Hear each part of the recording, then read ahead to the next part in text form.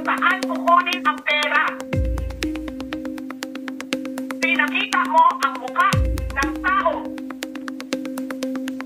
doon sa video message mo. Right? Anong nakalagay doon sa envelope? DepEd! Anong ginawa ko? Binigay ko sa DepEd! Utak na mukha! Wala ka nga posisyon sa gobyerno, namimigay ka ng pera ng gobyerno eh!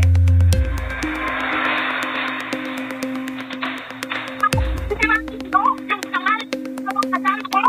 Ang pito na kaming pera. Sasabihin niyo sa mga taon nakaw yan, confidential fund yan. Niwala nga kayo isang proof na confidential fund yan. Naniwala na kayo sa isang babae na ang pangalan ay Gloria Mercado na nagsabi confidential fund yan. Supreme Court justices. May video, may kaso, may witnesses. Hindi mo tinanggal yung speaker mo. Pinabayaan mo siya na pusuhin ang pera ng bayan. Paikot-ikot sa buong bansa. Namimigay ng pera na para bang kanya yung pera. Eh di ba nga, lagi niyo sinasabing separation of power? Anong trabaho ng legislative branch? Gumawa ng batas? Anong ginagawa ni Martin Romualdez? Nagdidire ng DSWD? Namimigay ng ayuda?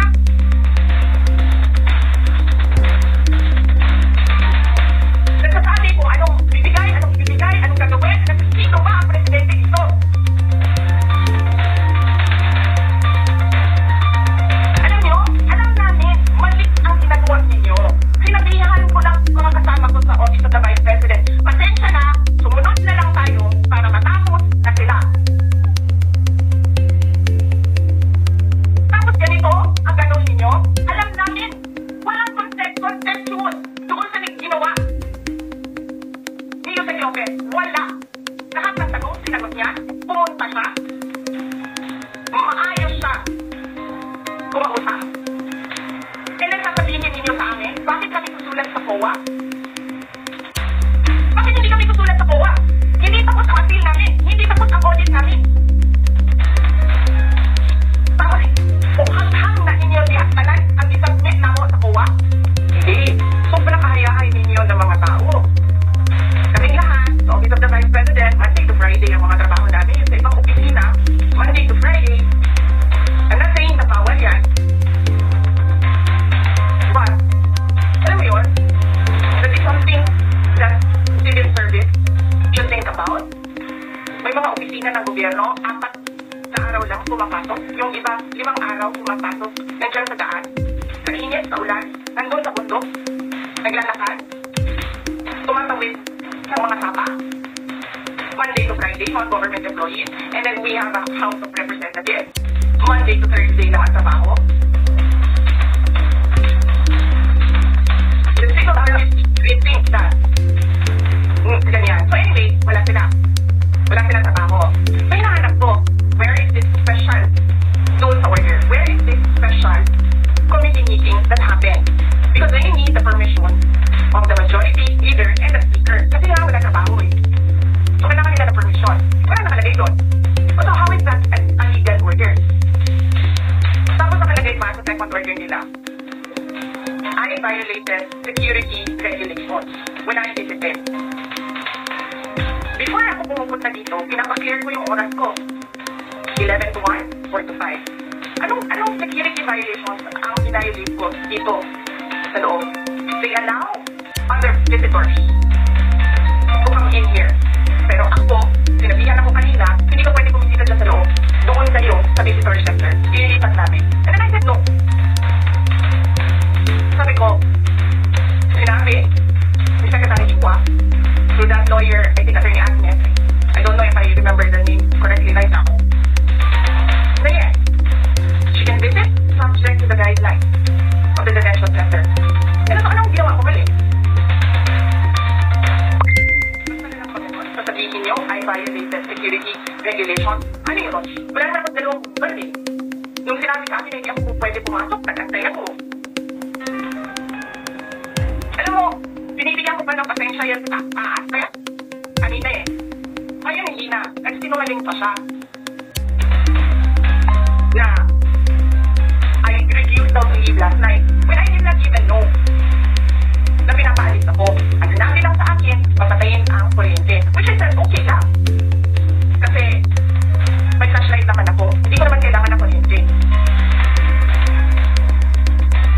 Tapos kanina, sa media, pinapalabas nila na I locked myself doon sa kwarto. Of course, naglang ako kasi natutulog na ako.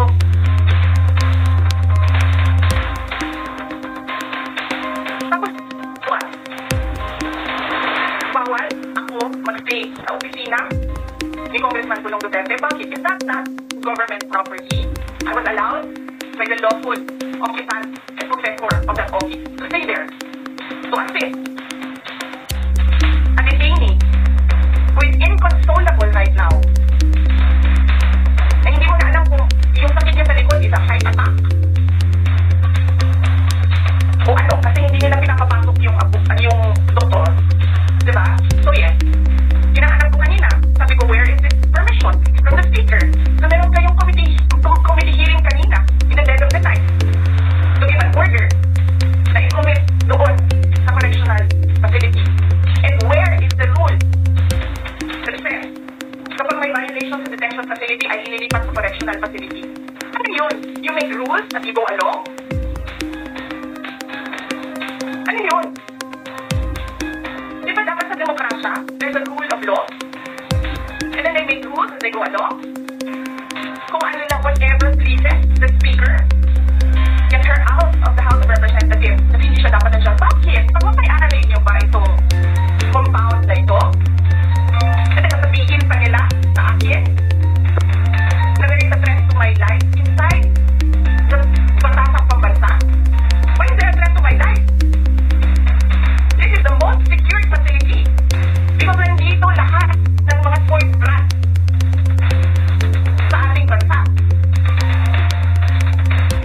Tapos, sasabihin pa nila, well, pabigat ka sa amin kasi kailangan namin dagdagan ang security mo. Bakit? Trabaho ba nila magbantay sa akin? Eh, di ba trabaho ng DPSPG yun? Na may nag-stay? Binabawasan nila ng binabawasan araw-araw? Na as if this office is not the second highest office in this country? And only because umalis ako sa administration? Kailan ba nagsimula yung atake nila? Alalahanin ninyo? Diba? After ako nag-resign sa DepEd? Kailan ba nagsimula yung pampapagod nila? Last year. After that meeting with the Makabayan Bloc and Martin Romualdez. They started destroying my name, pummeling me in the media with a multi-million PR campaign. Pinasok pa nila ako sa mga pagsisinungaling nila na kesyo taksil, kesyo korap, abusado. O, ang ina ninyo. Sino ang korap? Yung mga congressman na yan na nag-hearing, anong sinasabi nila? Pagkatapos, pag na-off ka ang mic, pag wala ng media. Pasensya na kayo, ha? Kailangan kasi namin ng pera. Mag-eleksyon na kasi, sabi kayo sana, ha? Hindi ko naman gusto itong ginagawa ko, eh. Eh, putang ina, hindi mo pala gusto ginagawa mo, eh. Bakit mo sinisira pangalan ko? This country going to get because we are led by a person who doesn't know how to be a president and who is a liar. Alam niyo anong pruweba ko na sinungaling siya? Tinanong ko, dalawa, businessman. Matagal na sa negosyo ng bigas. Because I was concerned. This is a campaign promise. 20 pesos na kilo ng bigas. Ito, I really sat down and talked to a businessman. Sabi ko, sabihin mo sa akin kung magagawa ba yung 20 pesos. Sabi niya, hindi.